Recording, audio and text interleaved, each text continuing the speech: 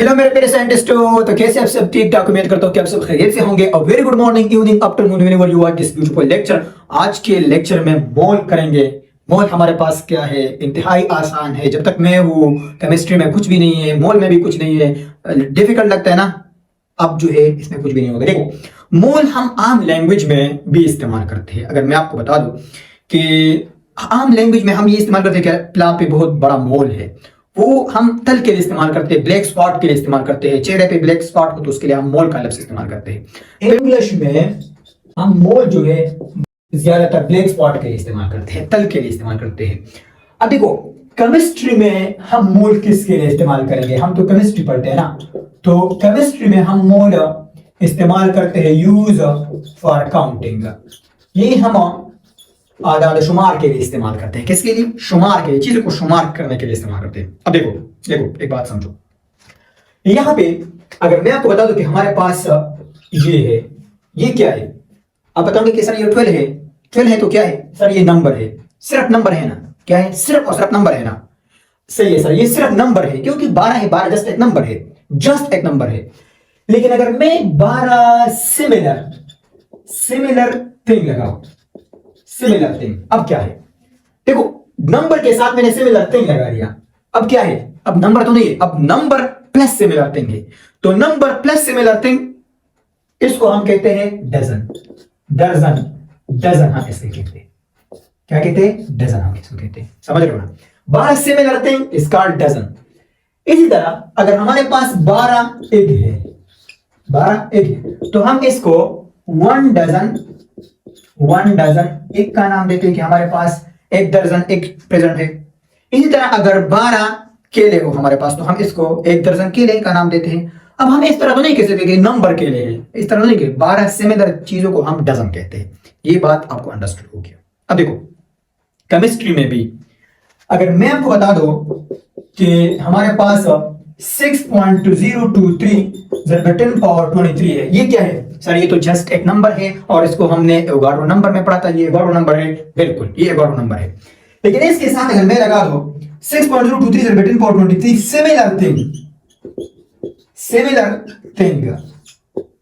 जिस तरह इसके साथ लगा दिया, ये 12 नंबर था। 12 क्या था? एक नंबर था। ये भी एक नंबर है, लेकिन इसके साथ सिमिलर थिंग अब लगा दिया। अब तो नंबर नहीं है, अब तो नंबर प्लस सिमिलर थिंग है। तो ये number plus similar thing is called, इसको मैं कहूंगा इज कॉल्ड मोल। जिस तरह इसको कहता हूं डजन, इसी तरह इसको केमिस्ट्री में हम मोल का लफ्ज कहते हैं। क्या कहते हैं? मोल। तो मोल क्या है? 1 mole is equal to 6.023 10 power 23 similar thing. तो अगर आपसे कोई क्वेश्चन करे कि हमारे पास मोल क्या है, तो डायरेक्ट इसको बता दो कि 6.023 10 पावर 23 सिमिलर थिंग। देखो, दो बात का ख्याल रखना है, एक 6.023 10 पावर 23 भी लगाना है, दूसरा सिमिलर थिंग भी लगाना है। तब आप मोल का डिफिनेशन यहां करोगे। अगर सिर्फ आपने कहा कि 6.023 10 पावर 23 इसका मोल, ये गलत है। ये एवोगाड्रो नंबर का डिफिनेशन है। 6.023 10 power 23 is called Avogadro number, but 6.023 10 power 23 similar thing is called 1 मोल। इसको हम मोल कहते हैं। तो 1 मोल में कितना पार्टिकल है? 6.023 10 पावर 23। ये सिमिलर होगा, डिफरेंट होगा सर? सिमिलर होगा।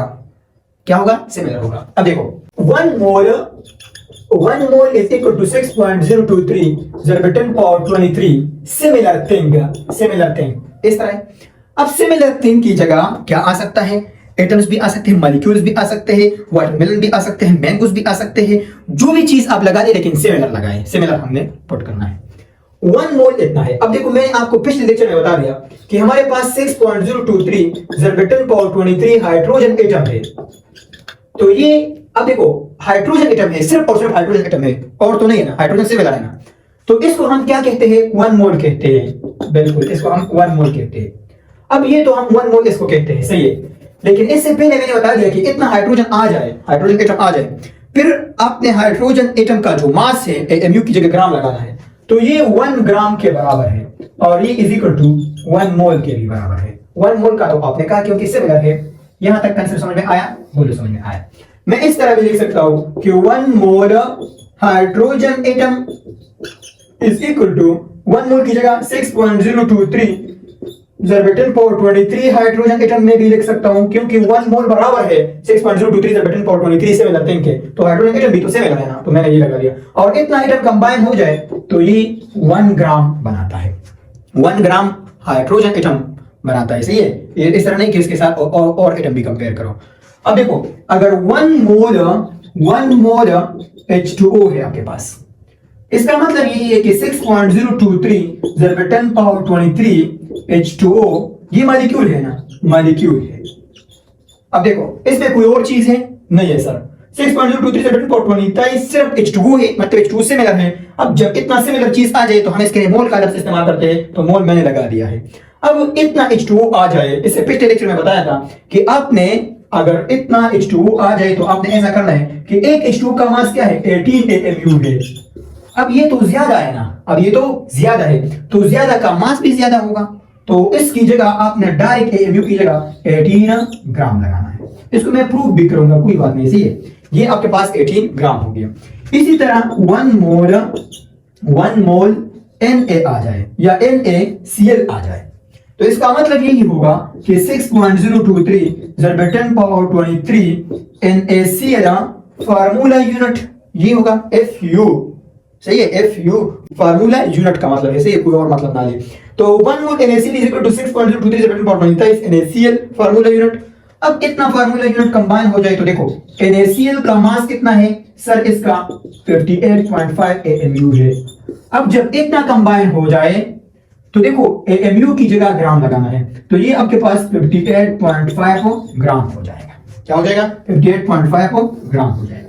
मतलब आपने सिर्फ AMU की जगह ग्राम लगाना है, बाकी जो एटॉमिक मास है, मॉलिक्यूलर मास है, फार्मूला मास है, वो मास आपने लगाना है, उसका नंबर लगाना है, लेकिन AMU की जगह ग्राम चेंज करना है। अगर आप मोल में कैलकुलेशन 6.023 ज़रबेटन पावर 23 वाले एटम या मॉलिक्यूलर मास, फार्मूला मास या मॉलिक्यूल्स के मास फाइंड करते हो, जस्ट ये चेंज करो, कोई बात इसमें नहीं। यहां का कंसेप्ट समझ में आया, बोलो समझ में आया। अब देखो डिफिनीशन नंबर 2 भी नोट करो। जब आपने ये कंसेप्ट पढ़ा जो मैंने किया, अब डिफिनीशन नंबर 2 अंडरस्टैंड करना इंतहा इजी है। देखो, व्हेन मॉलिक्यूलर मास किसका होता है सर, मॉलिक्यूल का। Exactly, when molecular mass of molecule, अब ये मॉलिक्यूल का है।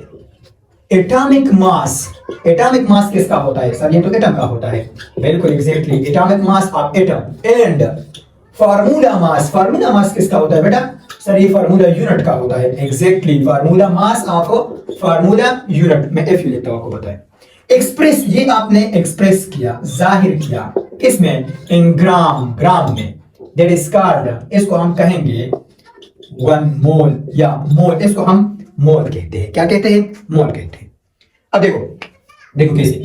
सबसे पहले है मॉलिक्यूलर मास, दूसरा क्या है इसमें, एटॉमिक मास, तीसरा क्या है, फार्मूला मास।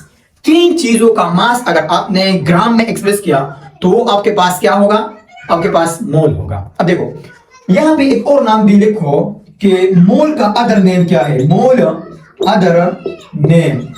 मोल के लिए हम और नेम क्या इस्तेमाल कर सकते हैं। देखो, सबसे पहले ग्राम एटम का नाम इस्तेमाल कर सकते हैं, ग्राम एटम। दूसरा, ग्राम मॉलिक्यूल का नाम इस्तेमाल करते हैं, ग्राम मॉलिक्यूल का। और तीसरा, ग्राम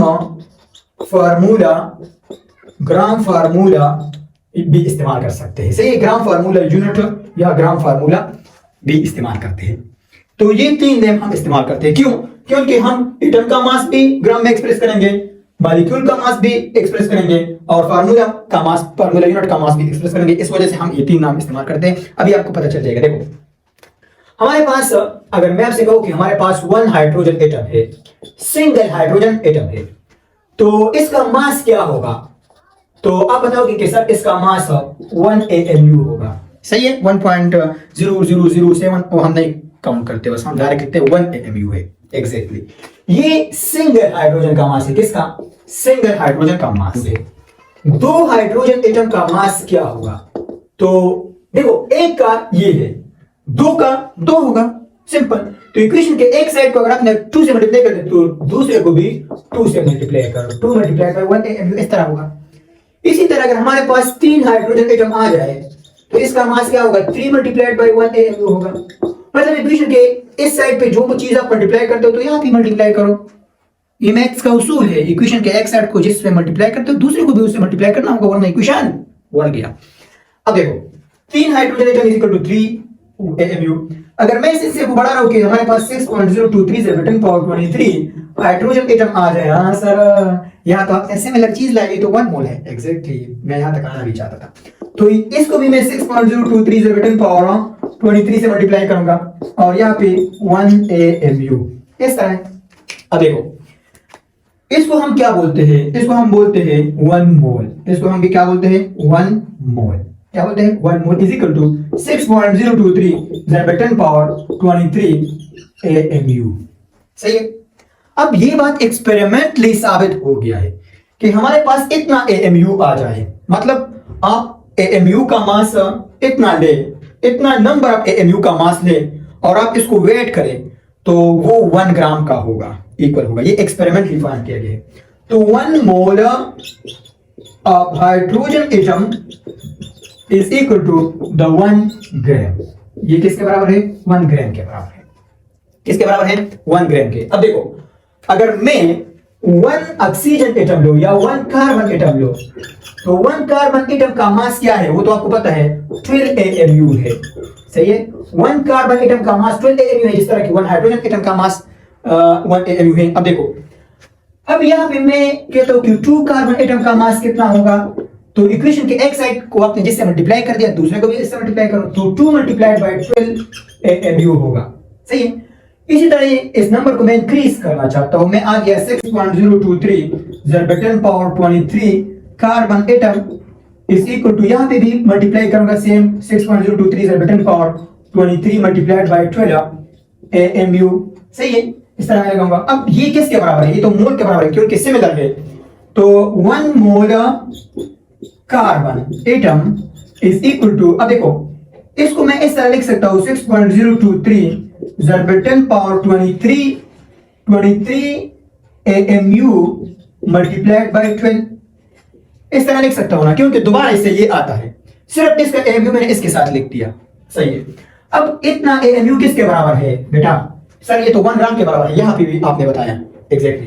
तो देखो 1 मोल कार्बन एटम का mass is equal to 12 multiplied by ये 1 ग्राम का, तो 1 ग्राम का। तो 1 मोल कार्बन एटम का मास हमारे पास क्या होगा 12 ग्राम होगा। एक्सपेरिमेंटली प्रूव कर दिया कि मोल का मास ग्राम होगा।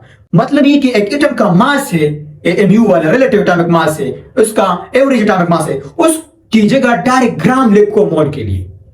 अब देखो मैं आपको बता रहा हूं, अब आपने कैलकुलेशन नहीं करना है। 8 Na का एक सोडियम एटम का मास 23 AMU है। सही है। लेकिन अगर मैं आपको बता दूं कि 1 मोल Na है, क्या है 1 मोल Na है, इसका मास क्या होगा, तो डायरेक्ट लगाओ कि ये 23 ग्राम होगा। अगर कंसेप्ट समझ नहीं आया तो इसको इस तरह करो, कोई बात नहीं। सही है। तो एक एटम का मास रिप्रेजेंट करना ग्राम में, इसको हम मोल कहते हैं, और दूसरा नाम एटम के केस में हम इसके